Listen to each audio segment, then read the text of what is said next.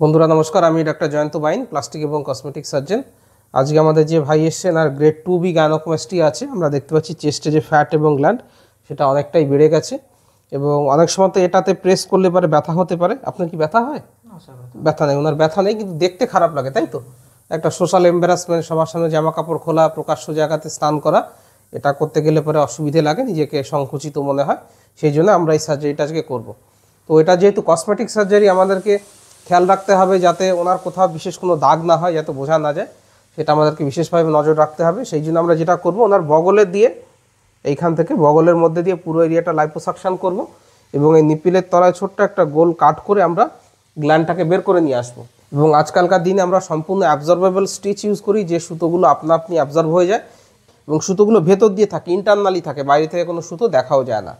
তাহলে আমরা এইভাবেই সার্জারিটা আজকে করবো। তো যেহেতু চেস্টে দুটো জিনিস থাকে, একটা হচ্ছে মাসল আর একটা হচ্ছে ব্রেস্ট টিস্যু, আমরা মাসলটাকেও মার্ক করব, আমরা ব্রেস্ট টিস্যুটাকেও মার্ক করব। তাহলে চলুন মার্কিংটা আপনাদের দেখাই।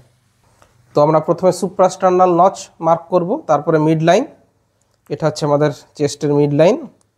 মিড লাইনের পরে ইনফিরিয়ার ব্রেস্ট কিস, যেটাই ভাইয়ের জন্য খুবই প্রমিনেন্ট রয়েছে, এটা হচ্ছে inferior breast kiss, right side, এটা লেফট সাইড। এটা আছে মাসল, মাসলের ল্যাটারাল বর্ডার এক্সটেন্ড, এটা ব্রেস্টের ল্যাটারাল বর্ডার। হ্যাঁ, কোমরে হাত দাও ভাই, কোমরে হাত দিন, দুদিকেই হাত দিন, কোমরে হাত দিয়ে একটু প্রেস করুন।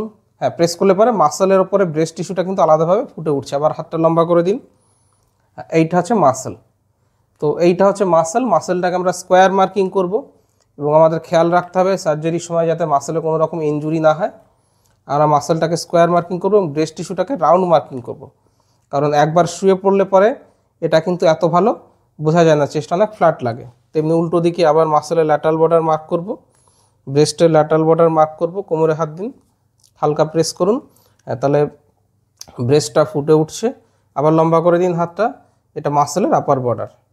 তো মাসলটাকে আমরা স্কোয়ার মার্কিং করব, মাসলটাকে স্কোয়ার মার্কিং করা হবে এবং ব্রেস্ট টিস্যুটাকে আমরা রাউন্ড মার্কিং করব, ব্রেস্ট টিস্যুটাকে রাউন্ড মার্কিং করব। অনেক সময় আমাদের মনে হতে পারে এটা ব্রেস্টের একটা পার্ট, এটা কিন্তু ব্রেস্টের পার্ট না। দেখুন দুদিকে অলমোস্ট সেম মার্কিং আমি করেছি। এই দিকের হাতটা তুলে দিলাম, দেখুন মাসলটা উঠে আসে, সেম মাসল।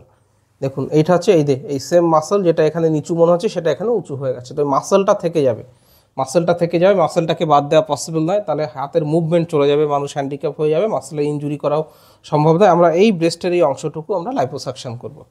একটু সাইড হয়ে যান ভাই। হ্যাঁ, এই যে দেখতে পাচ্ছেন উঁচু অংশটা, এই জিনিসটা চলে যাবে, এই জিনিসটা চলে যাবে, এই জিনিসটা চলে যাবে, প্লাস সাইডেও যতদূর লাইপোসাকশন করা পসিবল আমরা সেটা করব।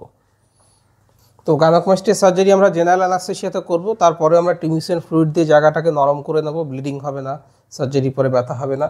কিভাবে সার্জারি করছি, কিভাবে লাইপোসাকশন করা হয়, কিভাবে গ্ল্যান্ড বের করা হয়, কিভাবে আমরা স্টিচ করছি, কিভাবে ড্রেন দেওয়া হয়, ড্রেন কিভাবে পরের দিন বের করা হয়, প্রেশার গার্মেন্ট, প্রেশার বেল্ট, কতদিন পর থেকে বাইক চালাতে পারবেন, কতদিন পর থেকে এক্সারসাইজ করতে পারবেন, কতদিন পর থেকে স্কুল কলেজে যেতে পারবেন, চেস্টের রেজাল্ট 3 মাস পরে কেমন দেখায়, 1 মাস পরে কেমন দেখায়, এই সমস্ত বিষয় নিয়ে আমার ইউটিউব চ্যানেলে অনেক ভিডিও দেওয়া রয়েছে।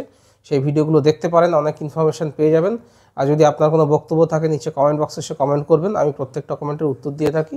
আর নিচে আমার হোয়াটসঅ্যাপ নম্বর দেওয়া রয়েছে, সেখানে চেস্টের ফটো পাঠিয়ে দিলে বা কোনো কোয়ারি পাঠালে পরে সেটা কী করতে হবে, কত খরচ হবে, সমস্ত ডিটেলস বলে দেবো। ভিডিওটা ভালো লাগলে লাইক করবেন, শেয়ার করবেন, চ্যানেলটা সাবস্ক্রাইব করবেন। ভিডিওটা দেখার জন্য ধন্যবাদ, নমস্কার।